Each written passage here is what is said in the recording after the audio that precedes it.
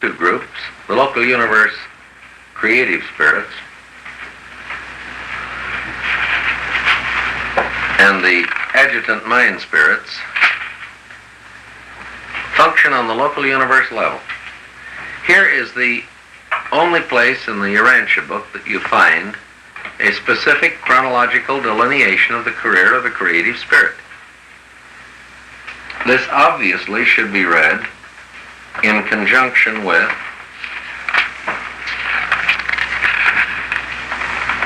paper 34, the local universe mother spirit. We discussed the evolution of creative spirits the other day and pointed out that it was at right angles to the evolution of creator sons. The son, the creator son, is always a person. And his evolution is the experiential descent from paradise to human levels by bestowal. The creative spirit, however, does not start out as a personality. Her evolutionary growth is lateral, from the impersonal to the personal. The two of them together have experienced about every form of growth experienceable. Where do you want to cross-reference the adjutant mind spirits, here or later on? I've got to do some chasing. 378, paragraph 5,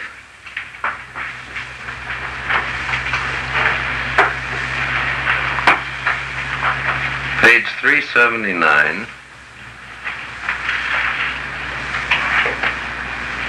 paragraph 3, 4, and 5.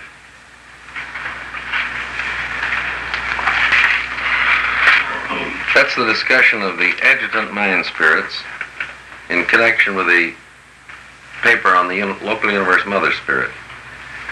And then page 401, section 5. Here they're talking about, here's the longest discussion of the 7 adjutant mind spirits. And they're discussing them in connection with their central emplacement on the life carrier worlds, on one of the life carrier worlds in the near regions of Salvington. Here they give a full-blown discussion of intuition, understanding, courage, knowledge, counsel, worship, and wisdom. That's page 401, section 5. It's the whole section. Then there's another interesting discussion of the adjutant mind spirits in connection with this world. 709, section 6, the evolution of the human mind. Here they're talking about the successive function of the adjutants as evolution gradually articulated more and more complex organisms until they witnessed the first function of the spirit of worship. Incidentally, and is this characteristic, Fanta got it a little before Andon. 138, section 7, evolutionary mind levels. This is the life carrier's overview of the function of mind in relation to evolution. There's the full dress discussion of the adjutant mind spirits. If you want a general appraisal of the supreme spirits, I like the conclusion here of paper 17 on page 205. And as you study this, you find that they're just all over everywhere. They're the activity, they're the infinite spirit in action, you might say, on sub-absolute levels.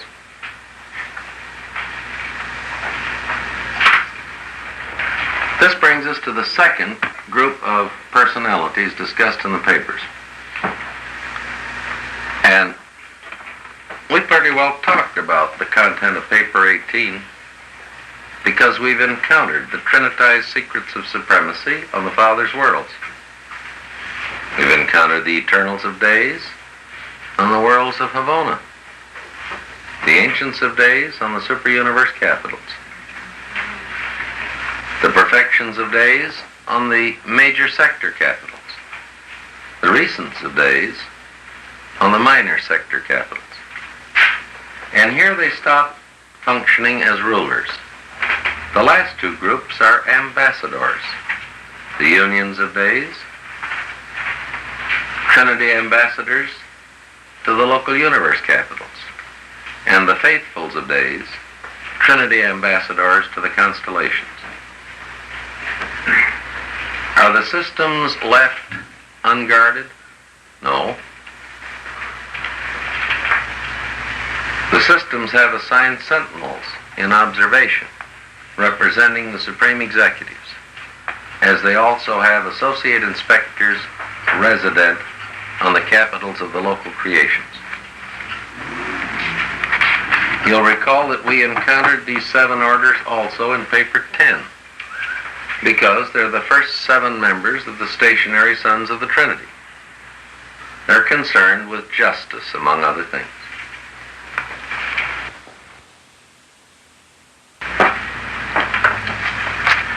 When we deal with the next paper, 19, I think we have here a composite paper. To me, paper 18 has a certain coherence that suggests we may know pretty much what there is to be known. But I don't have that feeling about paper 19. I think paper 19 is the Scotch taping together of several fragments. If you feel like it, turn to page 214 and look at that list of the 7 orders described in this paper. If you feel like it, draw a line between 1 and 2. Draw another line between 4 and 5. Draw yet another line between 5 and 6. This is where I think I detect the seams in this paper. Here is the Scotch tape.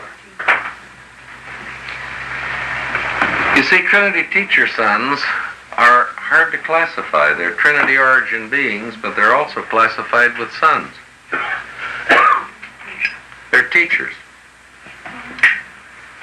The next group of 3 affiliates very tightly with the 7 groups discussed in the preceding paper. And these 3 plus those 7 are the 10 orders of the stationary sons of the Trinity discussed in paper 10 on the Paradise Trinity. Perfecters of wisdom, divine counselors, and universal censors are the high associates of the super-universe executives. You'll recall that a perfecter of wisdom is the I was aspect of deity. A counselor, the I will be, and the censor, the I am. You might make a note to associate with these 3 in your reading 3 of the Trinitized sons of God.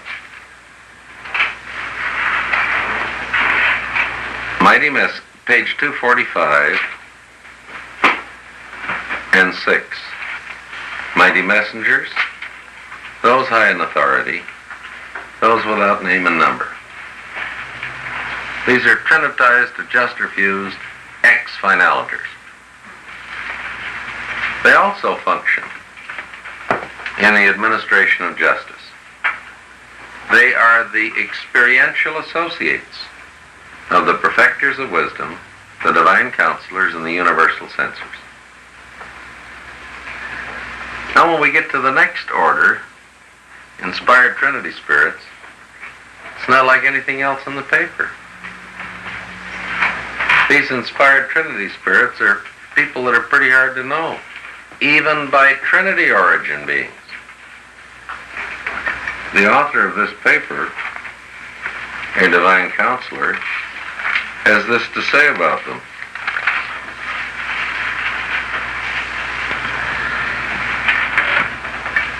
The inspired Trinity spirits may be related to the Trinity teacher sons.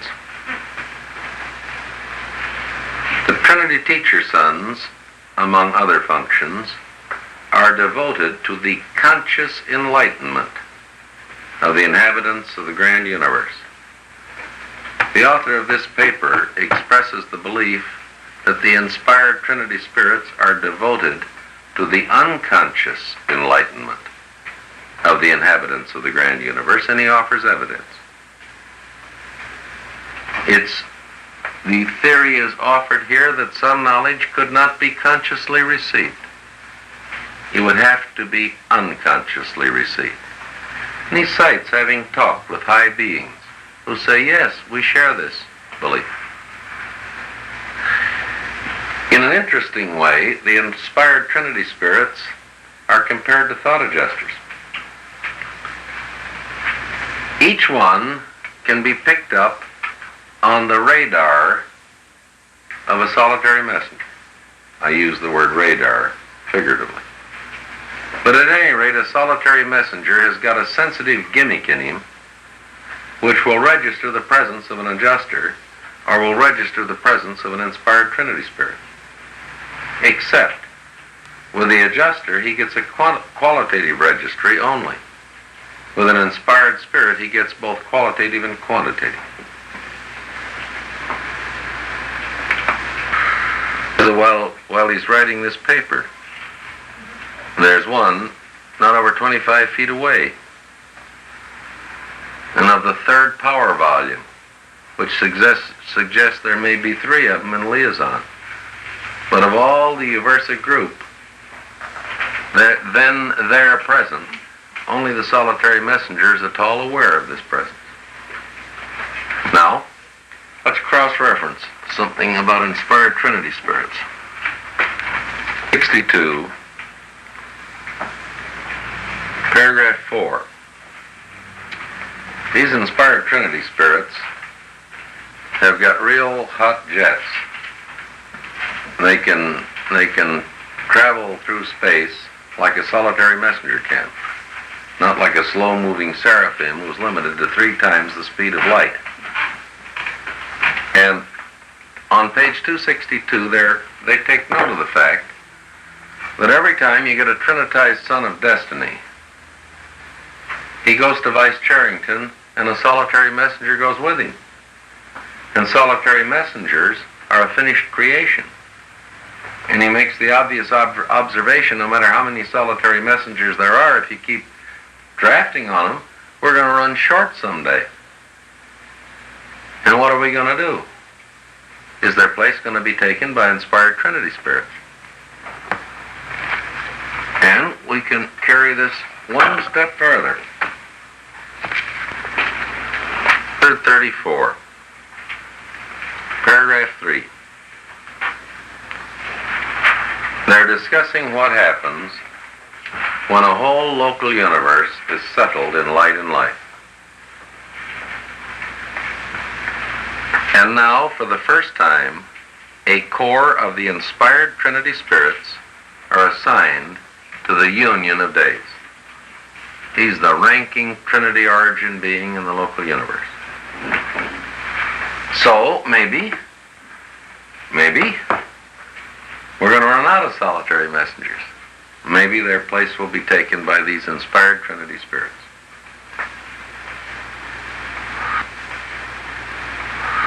Now, the last 2 orders discussed in these papers, in this particular paper,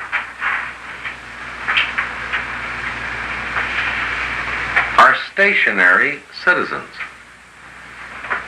They're the beings who were born on Paradise and the beings who were born in Havana, who live there. Paradise citizens and Havana natives.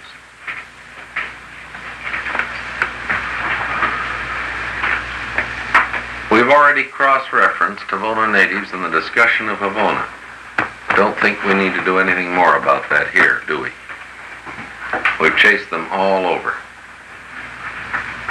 But they're not absolutely stationary, any more than the Adams are absolutely stationary citizens on the system capitals.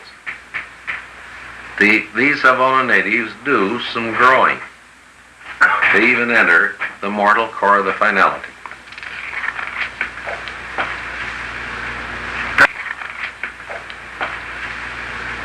Paradise citizens, we don't know very much about.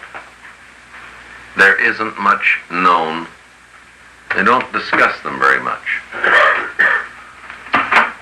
They're mentioned only a few other times in the papers. It's 284. Paragraph 5. It talks about what happens if an ascension candidate fails to recognize some one of the persons of deity. And if he's got a mortal companion with him, the mortal companion always volunteers to go back to time and space with him. But they don't permit this. They make a call to the reserves of the paradise companions, and one of them accompanies the defeated mortal back to time and space for the re-educational training which will ensure his success, while a volunteer paradise citizen then becomes associated with the successful mortal who tarries on the central isle, waiting the return of the defeated comrade, and in the meantime teaches in certain paradise schools, presenting the adventurous story of the evolutionary ascent. In connection with paradise citizens, page 532, paragraph 7. These paradise citizens have as associates certain ascendant citizens of paradise. These are adjuster-fused ascenders who missed experience in this life. They're talking about the system nursery on the finalities world, which is surrounded by the mansion worlds. And they're discussing the evolutionary destiny of children who die as babies and survive, and who've completely missed this life experience. They receive adjusters, they fuse with their adjusters. They are our comrades all the way to paradise, but they do not enter the core of the finality. They remain as the experiential associates of the native-born citizens of paradise. There are two orders of permanent citizenship on paradise. Have the same thing on Uversa, too. Abandanters and sun-fused mortals. And in the local universe, Susatia and spirit-fused mortals. You remember we were talking about velocities through space? And next to the last paragraph, it discusses the space velocities of Trinity origin beings. They're pretty fast, too.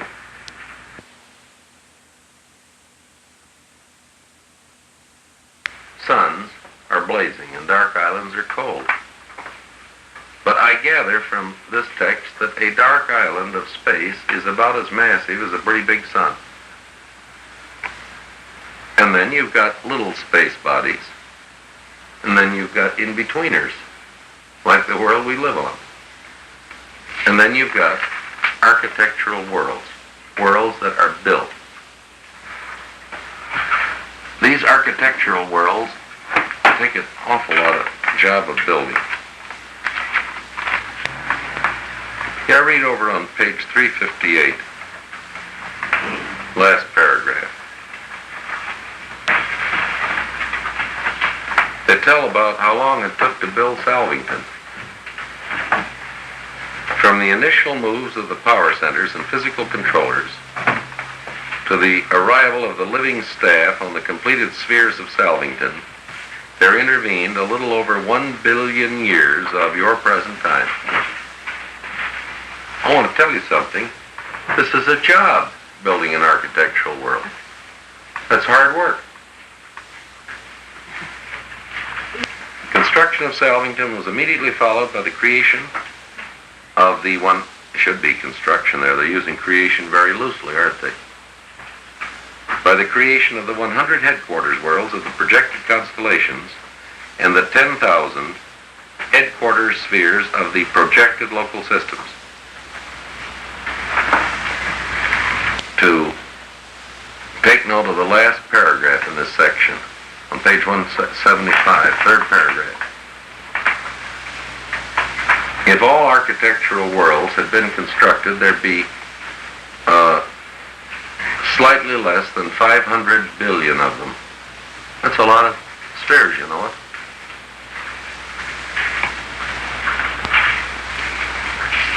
Section 8 ties in very closely with the story of the power directors. Once you get this thing going, how do you stay with it and keep on top of it? How do you control energy? And from a practical standpoint, the problem seems to be to balance out the never-ending struggle between heat motion and gravity mass. These are the physical opposites that contend. I think you get the best graphic illustration of that story in the story of the Andronover Nebula, which in essence is the story of the struggle between mass and motion, where motion eventually wins and the nebulae disrupts. Discussing the rulers of the superuniverses, you ought to cross-reference the whole of paper 18 with section 10. And you should cross-reference paper 19, sections 2, 3, and 4. You should cross-reference paper 22.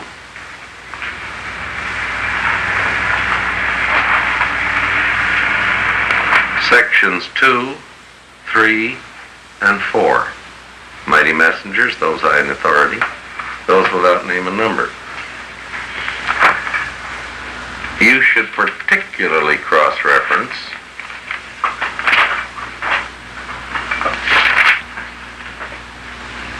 paper 17, sections 3 and 4, reflective spirits, reflective image aids. And in connection with those beings, paper 28, section 4, which tells about the primary seconophin, and which breaks down the function of reflectivity, so you can sense it a little bit. The discussion of universe administration involves a discussion of the executive, legislative, judicial division of government. And you'll note that a local universe is not admitted to the Union until it's settled in light and life. Nebadon has the status of a territory, not a state, in the superuniverse of Orvonton. We have observers on Uversa, but we do not elect members of the Legislative Assembly. I think we were an unorganized territory in the eyes of Uversa until Michael completed his 7th bestowal. And now we're an organized territory. I think the government of Nebadon has standing in the eyes of the superuniverse, but not representation. Then they go down to discuss the sector governments. And in the last section, they discuss the purposes of the superuniverses.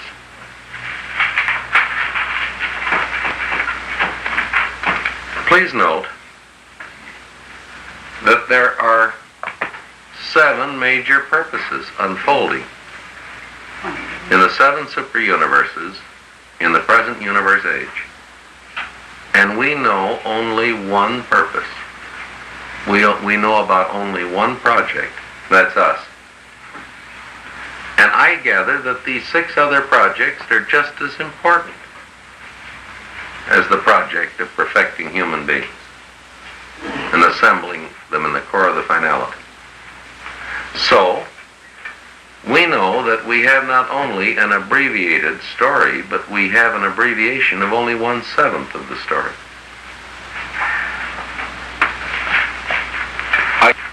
I can offer you only one addition to the unification of ignorance here. At this point, we're talking about the very last paragraph on page 181 and its continuation on 182. Cross-reference this to page 420, paragraph 1. That's the section in the story of the ministering spirits of the local universe which discusses unrevealed angels. The whole story of Seraphim, as we have it in these papers, is the story of 1/7 of the ministering spirits of a local universe. There are 6 other orders that are unrevealed. And I associate these 6 other orders of unrevealed angels with the 6 other purposes which are unrevealed. Because all 7 of these major projects are operating in all 7 of the super-universes. Just stop and think. Even when we get down to the story of our local universe, we only know 1/7 of what's going on. And of these unrevealed features of our Vontan life, many are to find most complete expression in some other super-universe.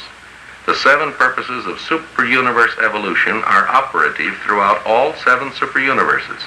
But each super-creation will give fullest expression to only one of these purposes.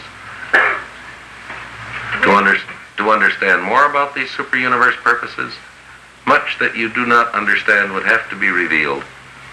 And even then, you would comprehend but little. This entire narrative presents only a fleeting glimpse of the immense creation of which your world and local system are part. Over on page 183. Your planet is a member of an enormous cosmos. You belong to a well-nigh infinite family of worlds. But your sphere is just as precisely administered and just as lovingly fostered as if it were the only inhabited world in all existence. I think of the Supreme Spirits as, in general, distributing the infinite spirit. And they're a little bit different from the sons of God who distribute the eternal Son.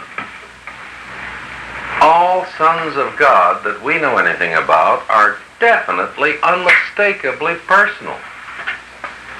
But not all of these Supreme Spirits are personal. There's an essential difference. I think of the Trinity origin beings. We used this description the other day. I think of the Trinity origin beings extending the steel structure of perfection out from the Paradise Savona system into the newly opening real estate subdivision of the 7 super-universes. These super-universes are imperfect and evolutionary, but the basic steel structure around which they are built is like the original perfection of Havona, its Trinity origin. The family of the infinite spirit is just plain fascinating. It just goes all over the map. There are more different kinds of people described, and we have 4 main subdivisions of this family. the higher personalities, and they live up to their name. They function on the higher levels. The messenger hosts of space, well, they aren't all messengers. That to me is a poetic term for the intermediate family of the infinite spirit. And then you have the lower echelons of the family of the infinite spirit, the ministering spirits of time. As the papers say in introducing the seraphim of the local universe, the Apostle Paul knew something about this. There are three distinct orders of the personalities of the infinite spirit. This wasn't Paul either. The impetuous apostle understood this when he wrote respecting Jesus, quote, "Who has gone to heaven and is on the right hand of God, angels and authorities and powers being made subject to him." Angels are the ministering spirits of time, authorities, the messenger hosts of space, powers, the higher personalities of the infinite spirit. And then we have left over some folks that John never even dreamt of, the universe power directors. I think this family of the infinite spirit is a good reflection of the versatility of the infinite spirit. And as we were discussing the three deities, we agreed, number one,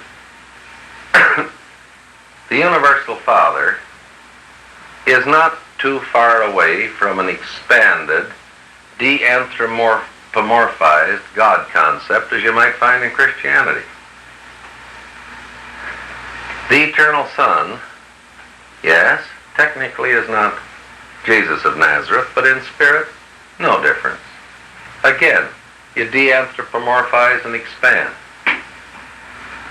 But the conjoint creator, the God of action, the third source and center portrayed in these papers, just doesn't remotely resemble the rather nebulous milk and water, sickly concept of the Holy Ghost in Christianity. In many ways, the third person of deity is the most exciting individual, because he's into everything, and his family reflects it. This is page 92, 5, paragraph 5. Third source and center is known by numerous titles: Universal Spirit, Supreme Guide, Conjoint Creator, Divine Executive, Infinite Mind, Spirit of Spirits, Paradise Mother Spirit, Conjoint Actor, Final Coordinator, Omnipresent Spirit, Absolute Intelligence, Divine Action. It is altogether proper to denominate the third person of deity the infinite spirit, for God is spirit.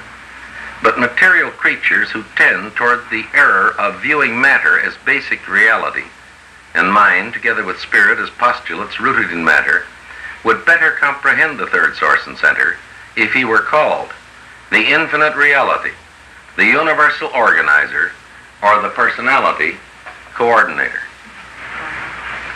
I, in my own thinking about the third source and center,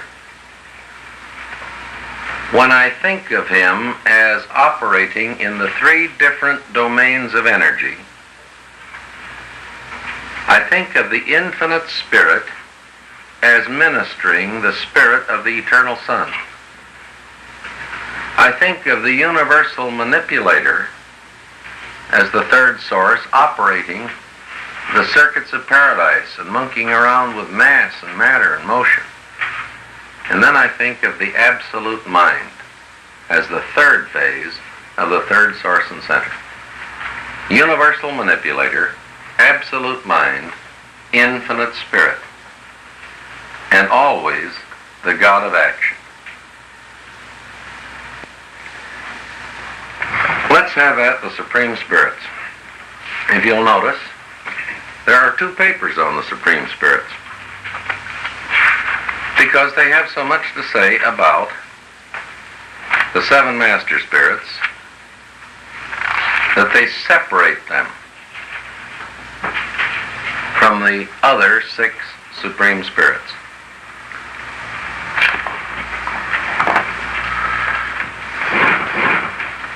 These Master Spirits are of Trinity origin. But the active person of the Trinity who created them was the infinite Spirit. And here's the way I think of this act of creation. I think of the infinite Spirit as an exquisite artist painting 7 portraits. And the nature of these portraits is set forth in the list appearing on page 184.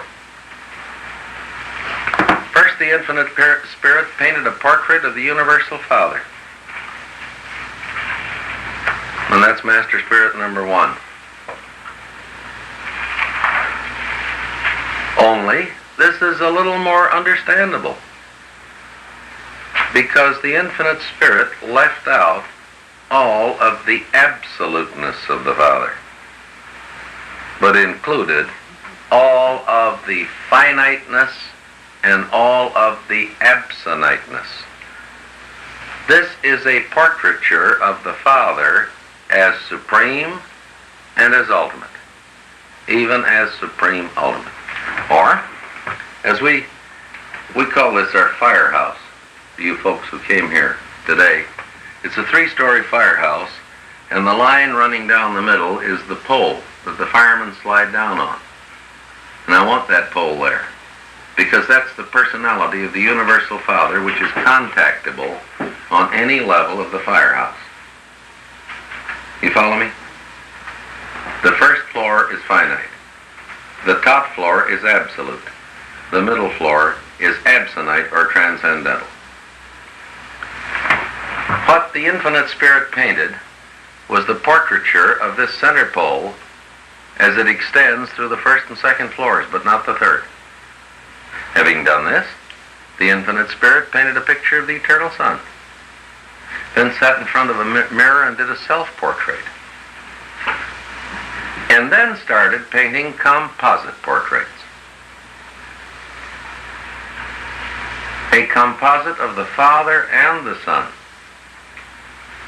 of the Father and the Spirit, of the Son and the Spirit, and then the master composite of the 3 persons of deity.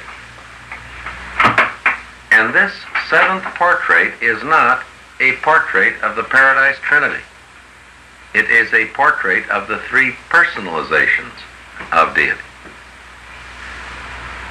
The personal portrait of the Paradise Trinity, at least on the first floor, is not any one of these master spirits.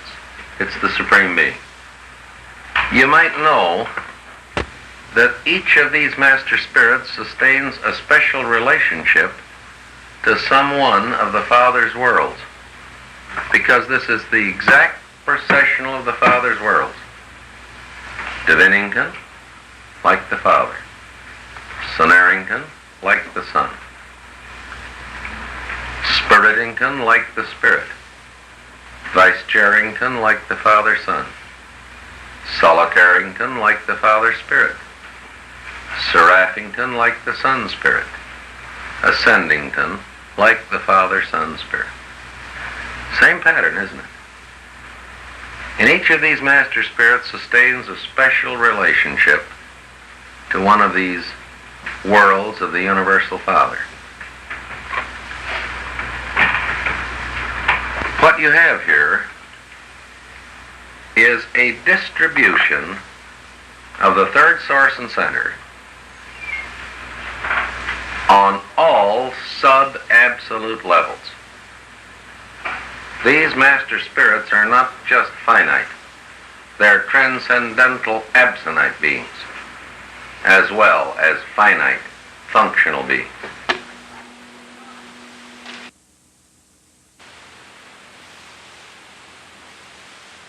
Well, you hear about the Christians wouldn't worship Caesar. That was a very nominal deal. This was sort of like I pledge allegiance to the American flag. It was a perfunctory thing.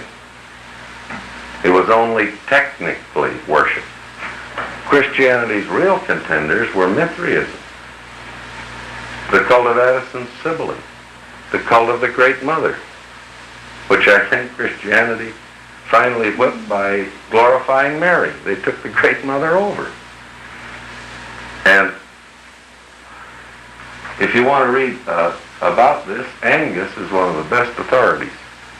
He's a good old Presbyterian from Australia. He's written 2 books, The Religious Quest of the Greco-Roman World. Another one is The Mystery Religions and Christianity. I don't know what the future holds.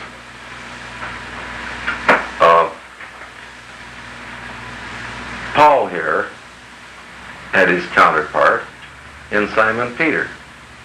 You remember they had a few weeks training, and old Peter, the enthusiastic salesman that he was, came in to Jesus and said, "Master, let's stop the education and go out and take the kingdom today." You know? All right. Jesus didn't kill off his enthusiasm. And Peter's enthusiasm was a factor in Peter's success. But the fact remains, they didn't take the kingdom then, did they? It took a while. Bill, do you think that the Midwayers or the Seraphim might be a little wiser than us people and have timed this thing to go into action at this time? That the conditions in society today are ripe for intervention? I think they are in the terms of seed corn. I think there's got to be a lot of work done. Here, how in the devil can you train teachers until you've got this? Right. All right, we haven't got teachers trained yet, though. But we couldn't even start to train them until we got the book. You know, don't you think an awfully valuable thing for teachers would be to know the